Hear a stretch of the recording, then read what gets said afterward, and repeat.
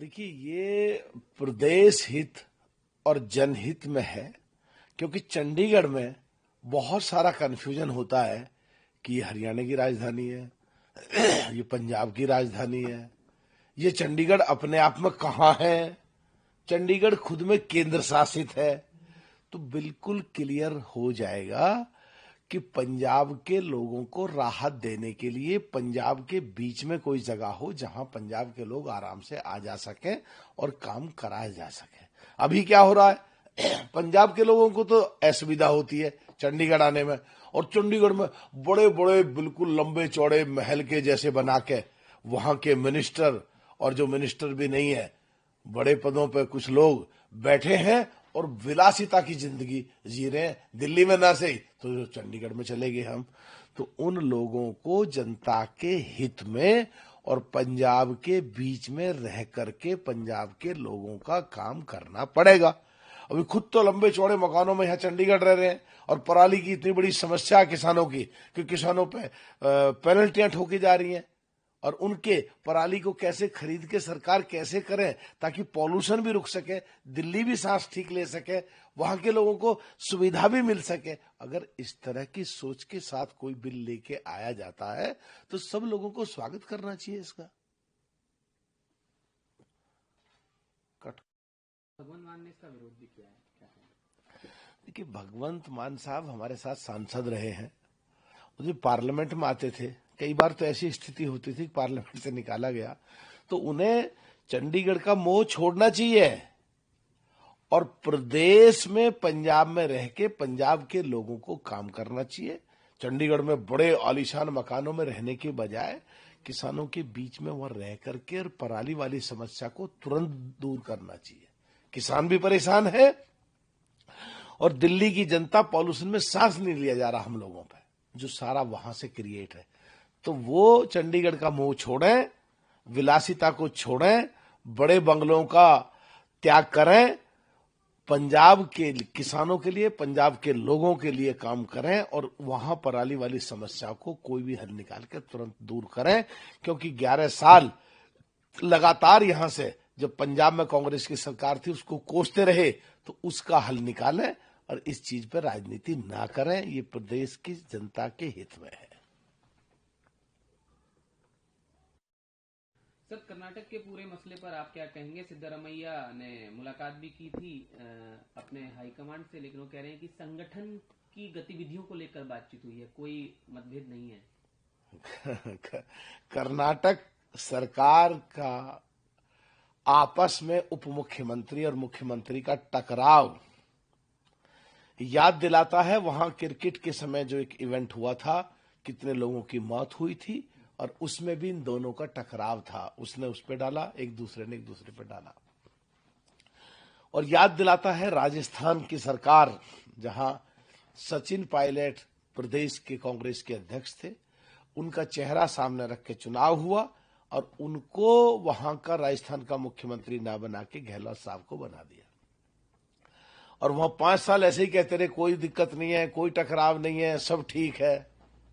और दिल्ली वहां से विधायक भाग करके आए, सचिन पायलट को मुख्यमंत्री बनाना चाहते थे और वो नहीं बने।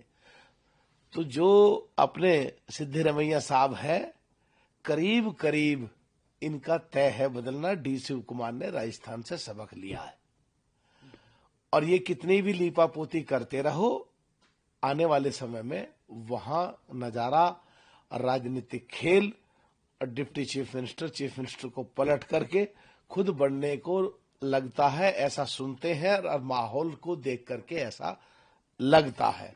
और जहां जिस पार्टी में शीर्ष नेतृत्व कंफ्यूजन में हो, 3 साल अध्यक्ष ने बना इनका, वहां इनका एलओपी जो था अधीर रंजन, वो कहता था राष्ट्र की पत्नी राष्ट्रपति को। जिस दिन खड़गे साहब बने 3 साल के बाद अध्यक्ष, सनातन के खिलाफ बोले, गंगा मैया के खिलाफ बोले। इनके जो एलाइज पार्टनर हैं आपस में ही उनकी विचारधारा में टकराव है, आपस में खिलाफ बोलते रहते हैं, किसी भी प्रदेश में मिलकर नहीं लड़े, हर जगह टूटते और बिखरते हैं।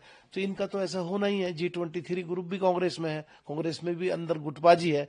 तो ये तो पक्का कर्नाटक सरकार में तो बदलाव आने वाले समय में, मुझे ऐसा लगता है, ऐसा जो वहां का माहौल है, जो वहां के लोगों से बातचीत होती है, ऐसा लगता है कि डी शिव कुमार सिद्धारमैया साहब को पलट के मुख्यमंत्री आने वाले समय में बनना ही तय, ऐसा लगता है।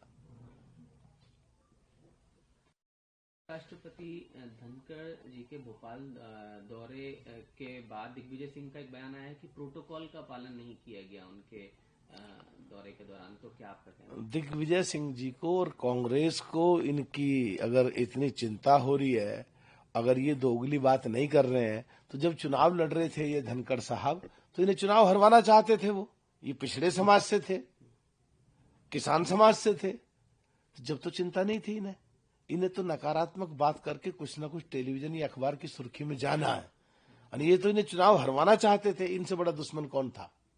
तो ये तो बिल्कुल एकदम ऐसी फेक सी बात लगती है, ऐसी दोगली सी बात लगती है, ऐसा लगता है कुछ भी बोलते हैं।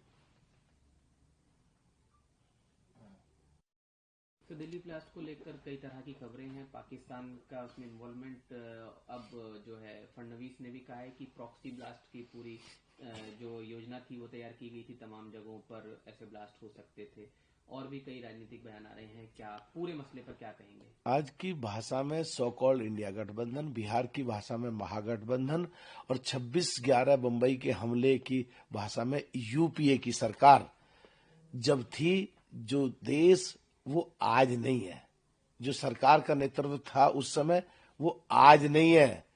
आज तो इलाज करते हैं, पाकिस्तान के अंदर घुस के मारते हैं।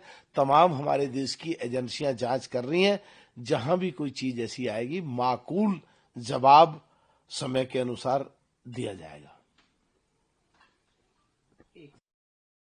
यूपी के मुख्यमंत्री का जो नया आदेश है, डीएम जो है सभी जिलों से उनको दिया गया, क्या कहना है आपका? देखिए, जो घुसपैठिए की बात आती है तो सो कॉल्ड इंडिया गठबंधन की सभी पार्टियां उसको ऐसे पोर्ट्रेट करने की कोशिश करते हैं कि जैसे हमारे यहाँ के मुसलमानों के खिलाफ कोई बात हो रही है। हम साफ कर रहे हैं कि चाहे पाकिस्तान के मुस्लिम हों जिनको घुसपैठिए कहते हैं, चाहे बांग्लादेश के मुस्लिम हों जिनको हम घुसपैठिए कहते हैं, जो 2023 में 17वीं लोकसभा में बिल आया था उनको रोकने का, तो इन्होंने सबसे ज्यादा विरोध करा था। तो क्या ये घुसपैठ कराना चाहते हैं? हमारा सीधा सीधा मानना है कि हमारे देश के मुसलमानों से उनको जोड़ना एकदम गलत है। विदेश के दूसरे देशों के मुस्लिम घुसपैठिए या कोई भी घुसपैठिया अगर आता है और हमारे देश के मुसलमानों का हक छीनता है, तो ये हमारे देश के मुसलमानों का हक सो कॉल्ड इंडिया गठबंधन के लोग क्यों छीनवाना चाहते हैं? तो केवल हमारे देश के मुसलमानों को उनका हक मिले जो प्रदेश की सरकारों का और देश की सरकारों के जो स्कीम है, तो उन्हें चिन्हित करने के लिए बोला गया है, केवल जिससे हमारे देश के मुसलमानों का हित सुरक्षित रह सके, और इसमें तो सबको कोऑपरेट करना चाहिए।